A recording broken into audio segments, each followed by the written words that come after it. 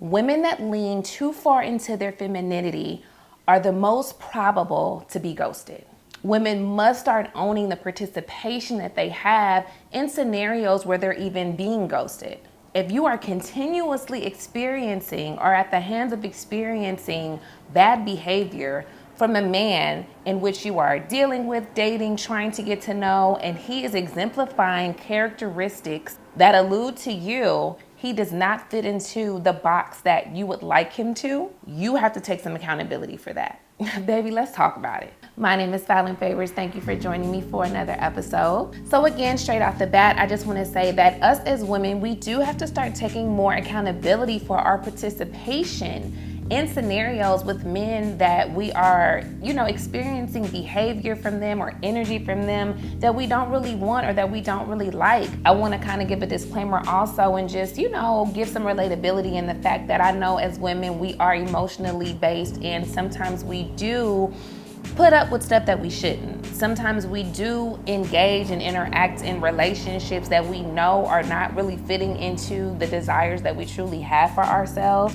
But based on our trauma, our baggage, based on our own insecurities and things like that, a lot of the times we will withstand these types of relationships even though they're not good for us, and we again have to take accountability for that. What really prompted today's topic is a video that I found on YouTube via TikTok, essentially a narration of a girl telling a story or a woman telling a story of a guy that she was dating, a situationship. He was giving a lot of energy that made her feel like he really wanted to take her seriously, like he wanted to get to know her on a more serious level. They would get close, he would back up and create distance, and then he would go. And she did not follow the no contact. She would be hitting him up, and then, he would cycle back. And it was like this back and forth. And so then I think there was even sometimes she said that she didn't do any contact and she did completely cut him off. And then he cycled back again. She let him back in again.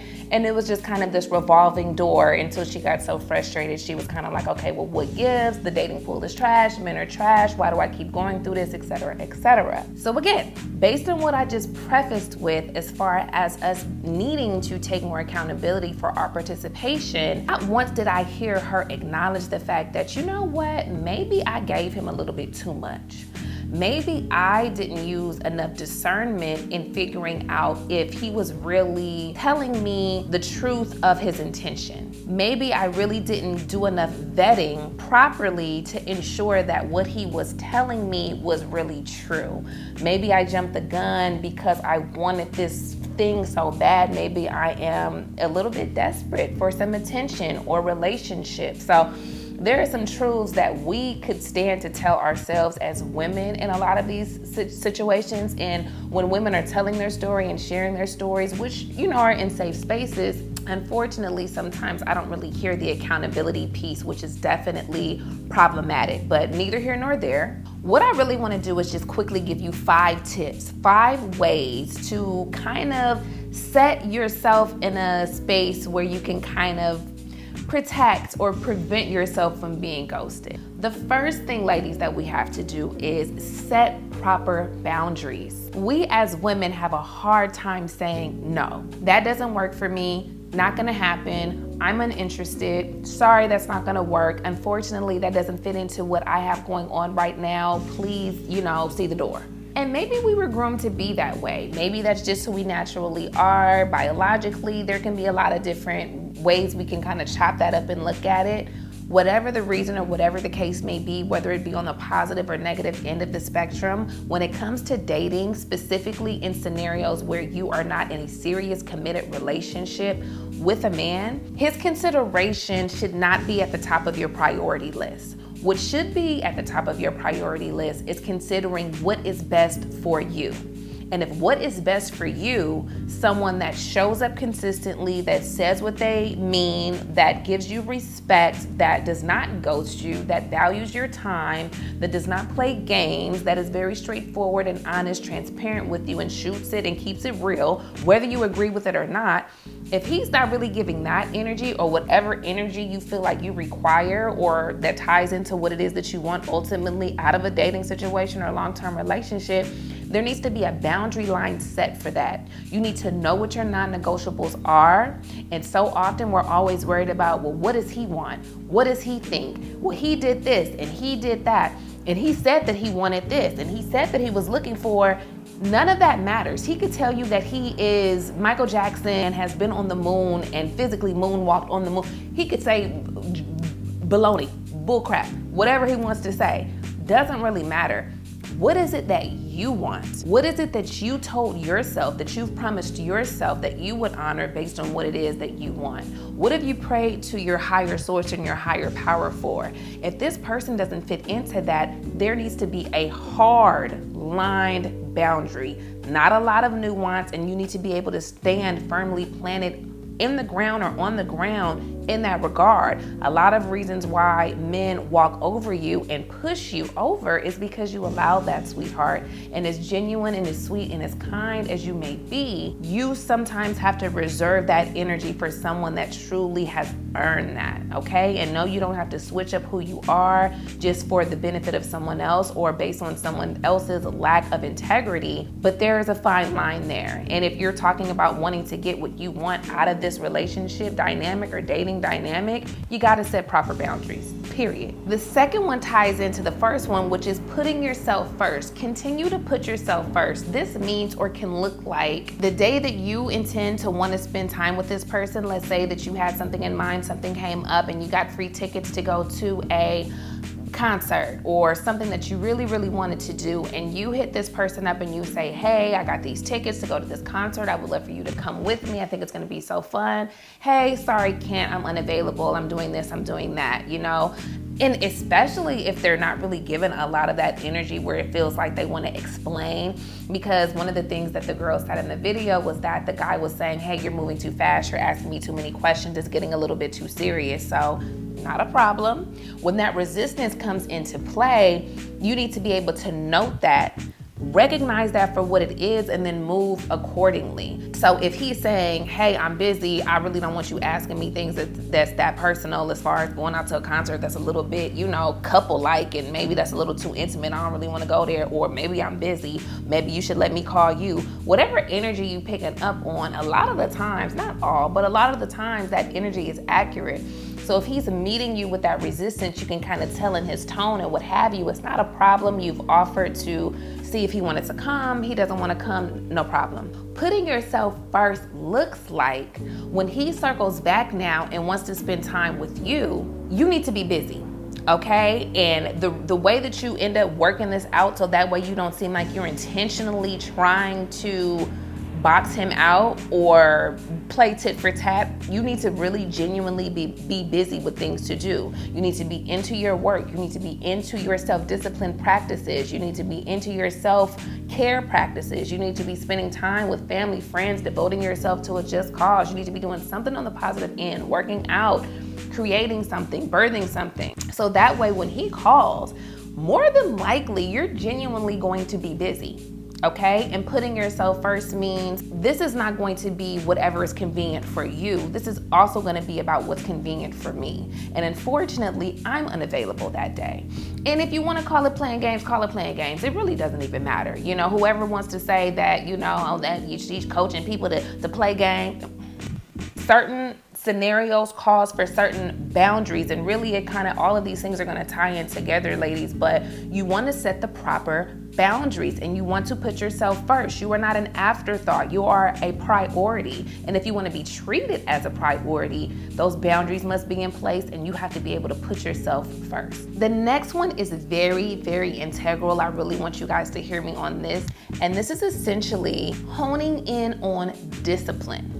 Discipline, okay? We're gonna do a whole separate video on discipline because that is a true feminine essence woman. That is our Achilles heel, okay? We have a really hard time standing on business, doing what we say we're gonna do, holding ourselves to it. And even women that try to seem super boss, they're super bossed up. Even women that men will sometimes mistake as having masculine energy. Some of those same women still struggle with being able to have discipline, not only in their personal lives, but in their relationships specifically. But as far as having discipline in achieving your goals, again, these things all tie in together. So if you're setting your proper boundaries, if you're also so busy with different things things to do, you're not an afterthought, you're making yourself a priority and you're putting yourself first in your own life, you'll need that discipline in order to execute these things, especially your goals, right? So again, if you are talking about being in the gym, needing the discipline to wake up every morning in order to, or every other morning, or even 3 days, 2 days out of the week, whatever it is that you set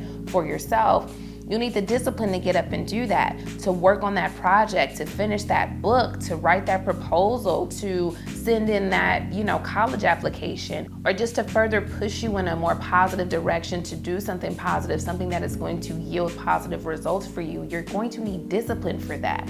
And that discipline will also tie into your discipline needed to create those boundaries. Do you see how this all kind of ties into the other? You're basically establishing yourself to not be taken for granted, to not be played with, to not be cast aside, and to not look like a pushover. You want to be able to show self-respect, and you want to be able to honor yourself in a way that commands other people to honor you in that same way. So discipline, ladies, make sure you are instilling discipline in your daily practices, instilling discipline and honing in on what that discipline really, really represents and how it can aid you in getting to where you want to go. So the fourth tip is going to be one that may be a little bit surprising for some, but you need to be able to adapt logic to challenging circumstances. As I was noting in the beginning of the video, we always are saying toxic masculinity. We also have some toxic femininity happening as well. Again, for this as well, we're gonna do a separate video to kind of really break that down. That one is gonna be a good one. Make sure you guys ring the notification bell too, so when that drops, you are the first one to see that as well. But you want to adapt logic to challenging circumstances. When we are in very trick bag scenarios, especially when our emotions are activated, on those one-on-one partnership type of situations or scenarios, our logic, baby, what little we may have, God bless our hearts, we will completely forego that and step fully into our emotion.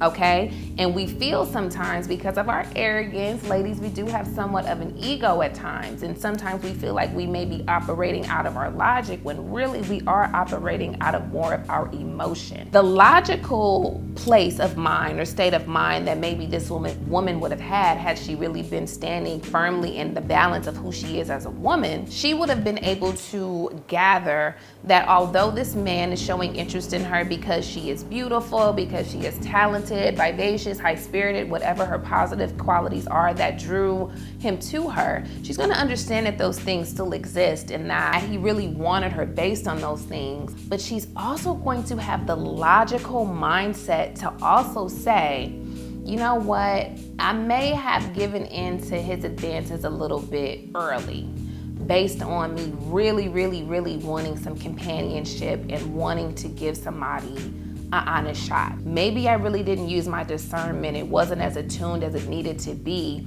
in order to catch the little red flags that may have come up as to his intention, how he was moving with me, how he was treating me, how he was speaking to me, things like that. She's also going to see the fact that, hey, I got ghosted as logically, hey, he may not be ready for a relationship right now. Maybe that's what he said, but his actions and behaviors are showing me different. So that's what I'm going to base our interaction on. That's all I can base it on, right? I have to be able to use my deductive reasoning to say, even though he told me something different, irregardless of what he said out of his mouth, those are just words. We cannot be caught up with what men are saying.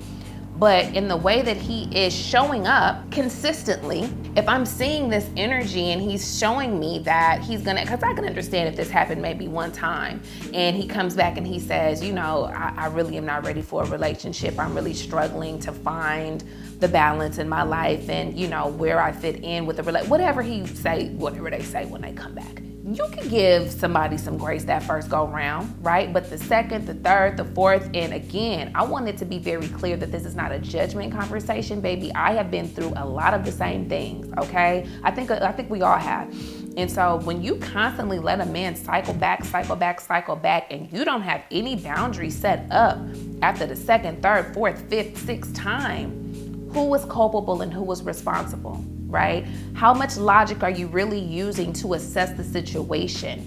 And I say using your logic to insert into challenging situations, because it's challenging because we are emotionally charged in situations where our heart is activated. That's the space in which we live most frequently and most comfortably. So if you know that you are going to be challenged in those kind of scenarios and situations, especially if you like the guy, you are going to need to ensure that your logical mind is attuned, you got your antennas up, and you are using your common sense.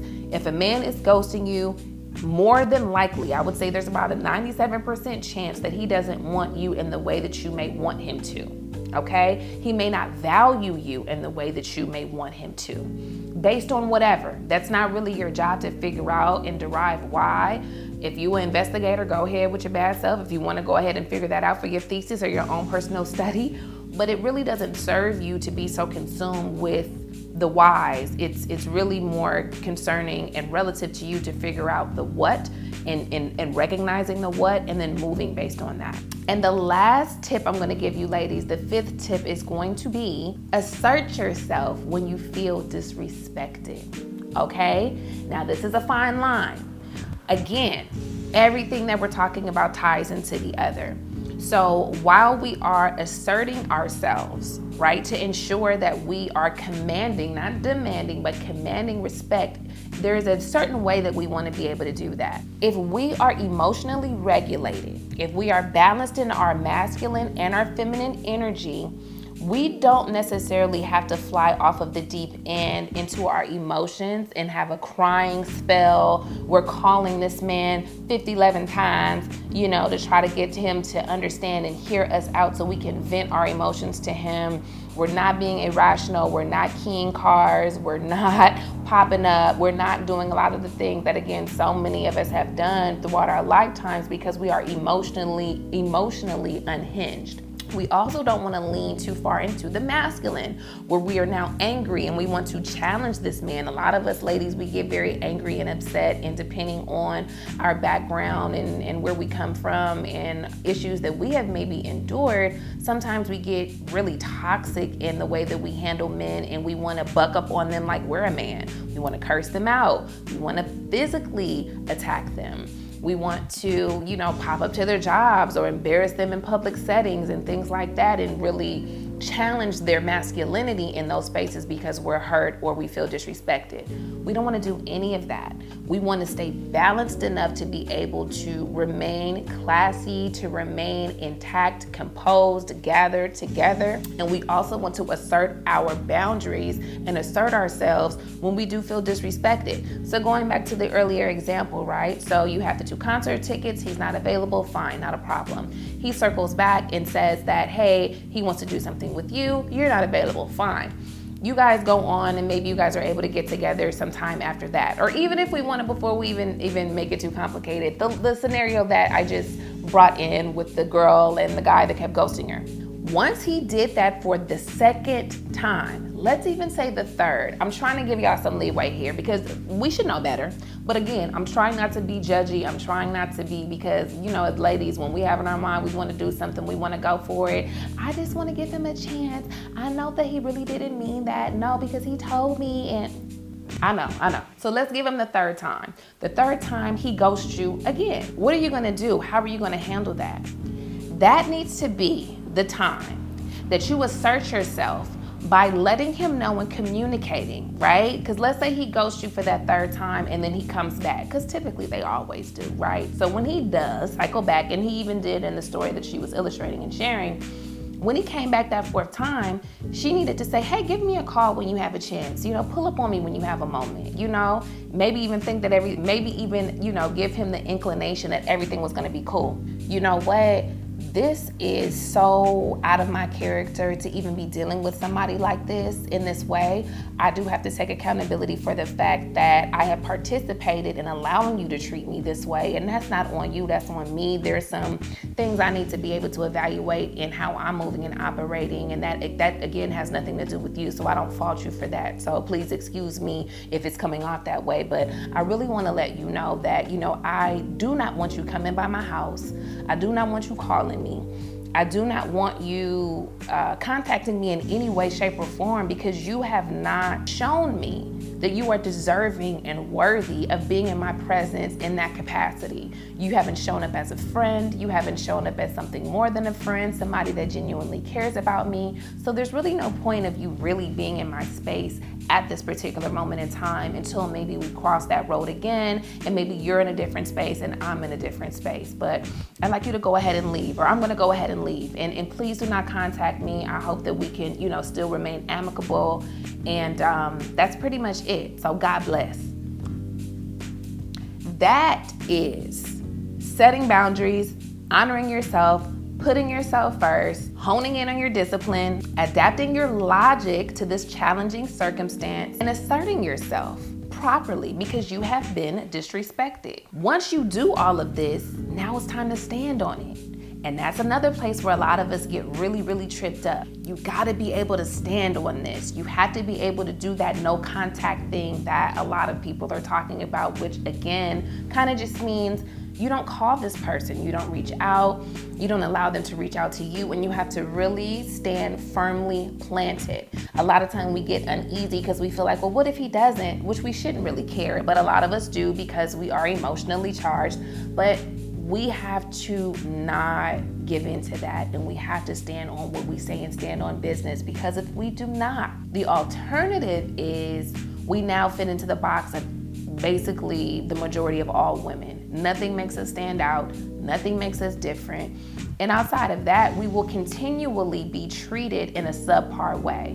And unless that's how you want to be treated, deep down inside, maybe you do. If you don't, your action should align with that. And if you're accepting behavior that is less than what you deserve, then you are not really aligning with that by behaving in that manner. So those are 5 tips. I hope those genuinely helped you. Please scroll back and skew back if you need to get some of these again. I hope you guys are also putting these in your journals. And yeah, I wish you guys the best of luck. I'm always here for you. Trust. I love y'all. Y'all know that.